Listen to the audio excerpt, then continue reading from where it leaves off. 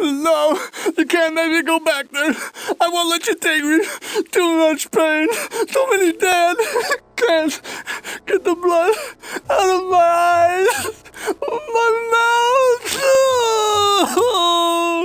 The Diablo series is known for its heartbreaking fates for those brave enough to battle the forces of hell.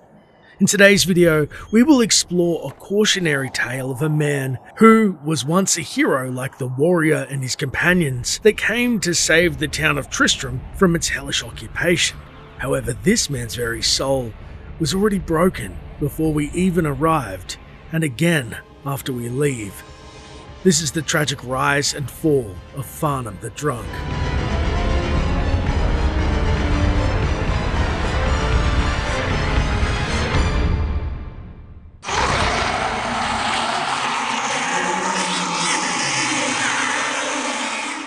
Farnham the Drunk is a character in Diablo 1 who's encountered when first entering the town of Tristram from the south, east of an empty building below the town square, where we find a dishevelled man sitting cross-legged in his grotty, tattered clothes, sporting a long greying beard and hair, and nursing his jug of ale. When approached, he mutters, "Can't a fellow drink in peace?" Funnily enough, when I was younger, I couldn't make out the words he said and mistakenly thought it was, "Can I have a foul drunken geese?" which admittedly makes less sense. Especially when we learn why the town drunk wants to drown his sorrows in peace away from everybody else. See, Farnham doesn't technically provide any kind of service or quest to the player character in the vanilla game. He appears at first to be little more than comic relief, but as the game progresses, his character is revealed to have a darker, more tragic nature. Though it should be noted, sometimes his apparently incoherent ramblings may in fact provide players with some insight into what they may encounter in the labyrinth, such as, "No one ever listens to me. Somewhere, I ain't too sure, but somewhere under the church, there's a whole pile of gold. Gleaming, shining, just waiting for someone to get it." and the less helpful and more comical dialogue mentioned. "I want to tell you something, 'cause I know all about this stuff. It's my specialty. This here is the best. The best. That other ale ain't no good since those stupid dogs." To expand on why Farnham is at face value a broken alcoholic, we shall speak to his fellow villagers to learn of his history through general gossip and quest dialogue, and to contextualize the origin of his all-consuming mental anguish. Starting with Farnham's thoughts on the man who supplies him his favourite thing in the world, ale. "Ogden is the best man in town. I don't think his wife likes me much, but as long as she keeps tapping kegs, I'll like her just fine. Seems like I've been spending more time with Ogden than most, but he's so good to me." The innkeeper Ogden then explains it's pity that keeps him serving the inebriated patron. Farnham spends far too much time here drowning his sorrows in cheap ale.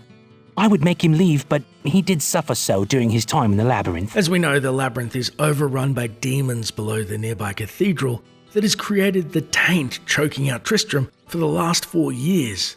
But what was Farnham's experience that caused such sympathy from Ogden? Now, apparently not all of the town's inhabitants are quite as sympathetic to his plight, such as Gillian, Ogden's barmaid, who will comment curtly. "Good day. How may I serve you?" "Farnham is a drunkard who fills his belly with ale and everyone else's ears with nonsense. I know that both Pepin and Ogden feel sympathy for him, but I get so frustrated watching him slip farther and farther into a befuddled stupor every night." A sentiment not shared by Farnham, who seems oblivious to Gillian's frustrations, so long as the ale keeps coming. "The gal who brings the drinks? Oh, yeah. What a pretty lady. So nice, too." As mentioned by Gillian, another man to strongly feel sympathy for Farnham is the local healer, Pepin, who comments, "What ails you, my friend? Even my skills have been unable to fully heal Farnham.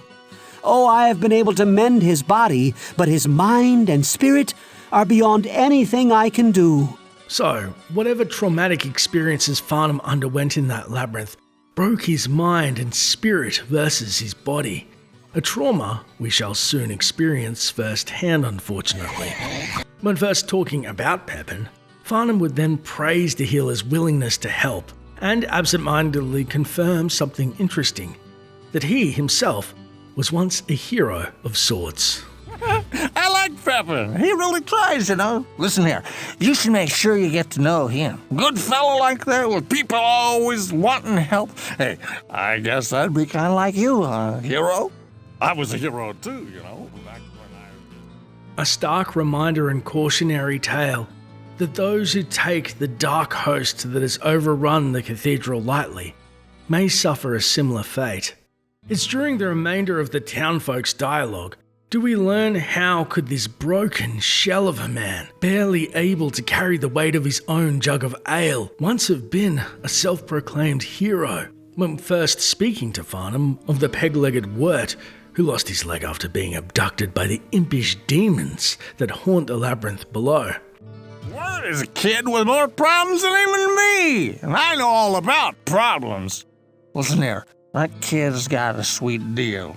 He's been there, you know, lost a leg, gotta walk around on a piece of wood. So sad, so sad. Although Wirt is admittedly wary of the validity of many of Farnham's drunken musings. Psst, over here. Don't trust everything the drunk says. Too many ales have fogged his vision and his good sense. He speaks of almost a kinship to the town drunk due to their brush with the Hellspawn. Farnham, now there is a man with serious problems, and I know all about how serious problems can be. He trusted too much in the integrity of one man, and Lazarus led him into the very jaws of death. Oh, I know what it's like down there, so don't even start telling me about your plans to destroy the evil that dwells in that labyrinth. Just watch your legs. It's when next speaking to Farnham about the blacksmith Griswold do we get a glimpse of the drunkard's feelings on this Lazarus. Griswold? Good old Griswold. I love him like a brother. We fought together, you know, back when we... Lazarus!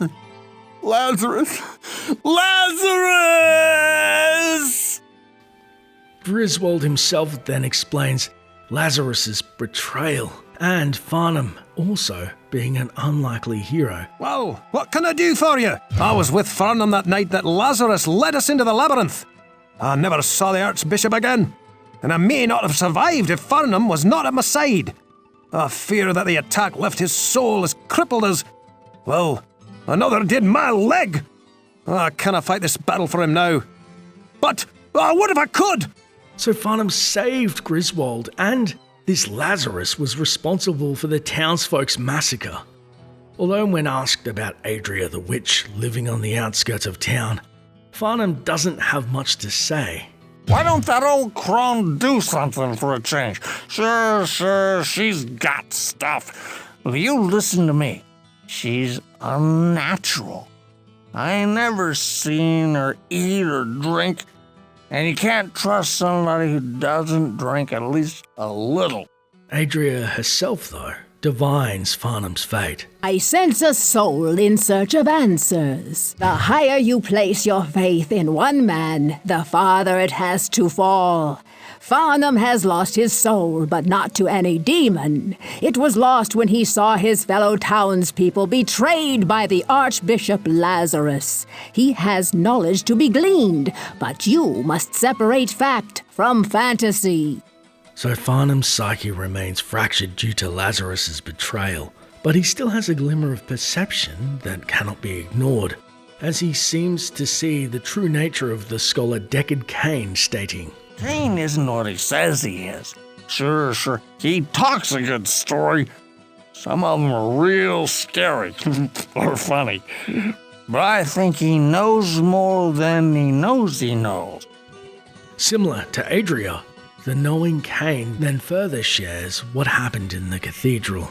Hello, my friend. Stay a while and listen. Poor Farnham. Here's a disquieting reminder of the doomed assembly that entered into the cathedral with Lazarus on that dark day. he escaped with his life, but his courage and much of his sanity were left in some dark pit. He finds comfort only at the bottom of his tankard nowadays, but there are occasional bits of truth buried within his constant ramblings. Although we've learned that this Archbishop Lazarus, a holy man, betrayed the townsfolk of Tristram, we don't actually learn what happened until later, when heading to the cathedral, where we find a wounded townsman at its entrance who, with his last breath, beseeches. Please, listen to me. The Archbishop Lazarus. He led us down here to find the lost prince. The bastard led us into a trap. Now everyone is dead, killed by a demon he called the Butcher. Avenge us! Find this butcher and slay him, so that our souls may finally rest. Your death will be avenged. This begins the quest titled The Butcher, perhaps the most pivotal questline for Farnham's story arc in the game, and for enthralling the player to boot. However, if we dare enter the Butcher's lair found in level 2 of the Cathedral's labyrinth, and cut content is enabled, we find a hellish massacre has occurred, where the bodies of the slain townsmen are strewn about. This must have been a gruesome sight of Farnham's battle, as when asked for any clues to this butcher, Farnham will sob as he's forced to relive the ordeal. Big cleaver, killing all my friends. Couldn't stop him. Had to run away. Couldn't save them. Trapped in a room with so many bodies. So many friends. No! The rest of the townsfolk, one by one, will relay the story of this butcher, and we get the feeling there's good reason that Farnham fears the demon and searches for solace in the bottom of a mug. Yes, Farnham has mumbled something about a hulking brute who wielded a fierce weapon. I believe he called him a butcher. I saw what Farnham calls the Butcher, as it swathed a path through the bodies of my friends. He swung a cleaver as large as an axe, hewing limbs and cutting down brave men where they stood. I was separated from the fray by a host of small screeching demons, and somehow found the stairway leading out. I never saw that hideous beast again, but his blood-stained visage haunts me to this day. By the light, I know of this vile demon. There were many that bore the scars of his wrath upon their bodies when the few survivors of the charge led by Lazarus crawled from the cathedral. I don't know what he used to slice open his victims, but it could not have been of this world. It left wounds festering with disease, and even I found them almost impossible to treat. Beware if you plan to battle this fiend. I know more than you think about that grisly fiend. His little friends got a hold of me and managed to get my leg before Griswold pulled me out of that hole. I'll put it bluntly. Kill him before he kills you and adds your corpse to his collection. When Farnham said something about a butcher killing people, I immediately discounted it. But since you brought it up, maybe it is true. The butcher is a sadistic creature that delights in the torture and pain of others. You have seen his handiwork in the drunkard Farnham. His destruction will do much to ensure the safety of this village. It seems that the Archbishop Lazarus goaded many of the townsmen into venturing into the labyrinth to find the king's missing son. He played upon their fears and whipped them into a frenzied mob. None of them were prepared for what lay within the cold earth. Lazarus abandoned them down there, left in the clutches of unspeakable horrors, to die. Worse yet, with the HD mod restoring the quest to its original size, the Butcher will have his own lair only accessible through a hellish portal. Fresh meat. It's there we confront and slay the Overlord demon, hefting a huge cleaver amidst its trophies of the dead. The spirits of the dead are now avenged. Though we find hide nor hair of this missing prince, Ulbricht. Farnham also would have further heartbreaking lines that never made it into the final game. No, you can't make me go back there. I won't let you take me. Too much pain. Too many dead. Can't get the blood out of my eyes. My mouth! Finally, near the climax of the game, we confront the bastard known as the Archbishop Lazarus, who'd been secretly serving the Lord of Terror, sacrificing the king's own son. Abandon your foolish quest. All that awaits you is the wrath of my master. You are too late to save the child. Now you will join him. Your madness ends here, betrayer. It's only then do we again broach the topic of Lazarus, first with Ogden. Lazarus was the archbishop who led many of the townspeople into the labyrinth. I lost many good friends that day, and Lazarus never returned. I suppose he was killed along with most of the others. If you would do me a favor, good master, please do not talk to Farnham about that day. And then against the barkeep's wishes, with Farnham, proves far too distressing for him to bear. They stab, then bite, then they're all around you. Liar! Liar! They're all dead. Dead! Do you hear me? They just keep falling and falling. The blood spilling out all over the floor. All his fault. Murdering the unholy priest, unfortunately, does little for Farnham's fractured psyche. And so we then enter the outskirts of hell itself to face down the Lord of Terror, Diablo.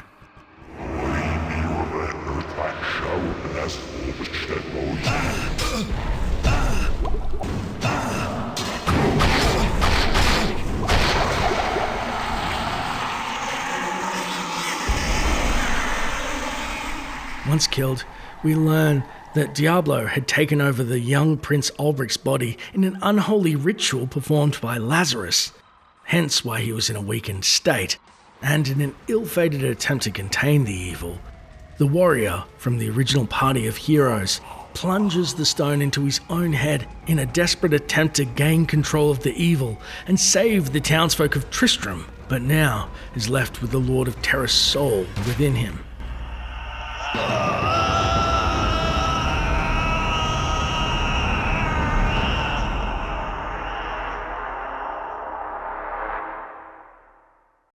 But what of Farnham's fate among the other villagers? Our answer is found in Diablo 2, where we revisit the town of Tristram briefly in a quest called The Search for Cain, where we find a bound Deckard Cain amidst the burned village as Hellspawn have raised it. Once brought back to safety, the scholar shares.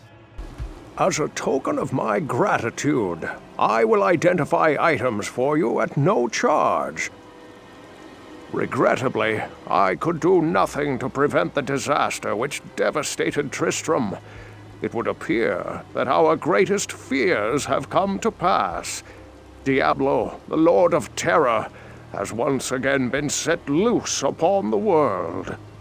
As you know, some time ago Diablo was slain beneath Tristram, and when our hero emerged triumphant from the labyrinth beneath town, we held a grand celebration that lasted several days. Yet, as the weeks passed, our hero became increasingly aloof. He kept his distance from the rest of the townsfolk and seemed to lapse into a dark, brooding depression. I thought that perhaps his ordeal had been so disturbing that he simply could not put it out of his mind. The hero seemed more tormented every passing day. I remember he awoke many times, screaming in the night, always something about the East. One day he simply left, and shortly thereafter Tristram was attacked by legions of foul demons. Many were slain, and the demons left me to die in that cursed cage. I believe now that Tristram's hero was that dark wanderer who passed this way before the monastery fell. I fear even worse, my friend. I fear that Diablo has taken possession of the hero who sought to slay him. If true, Diablo will become more powerful than ever before. You must stop him, or all will be lost. Searching the town for survivors, we find poor Farnham was slain where he sat in his familiar drinking spot. His bottles are found near his splayed out body. It's a possibility he died still in a befuddled stupor, just as he lived, not even getting to his feet before passing. Worse yet, there is no official explanation on who killed Farnham, whether the impish demon carvers, hell bovine, or skeleton warriors, as we saw in Marius' flashback of what followed in tow of the Dark Wanderer. We can only imagine how frozen in fear he must have been in a befuddled stupor, and unfortunately, it is possible a zombified Griswold with his brute strength caved in the skull of the man who Griswold claimed he would happily fight his battles for. This being a cruel display of depravity from the forces of hell for Farnham and the townsfolk for their perceived transgressions, daring to survive a primeval's occupation unscathed during the events of Diablo 1, Diablo himself demanding retribution. But how do you think Farnham died? He is easily my favourite character from the original game, and the amount of depth he brought to his backstory and voice performance still moved me to this day. Now, if you enjoyed the video, make sure to subscribe for more and check out the full story of Diablo 1 linked on screen, which also features the cut content we discussed in this video. And for longer videos like this, if you want to support the channel in a more personal way, our Patreon is linked in the description. As always, thanks for watching, and until next time, Traveller.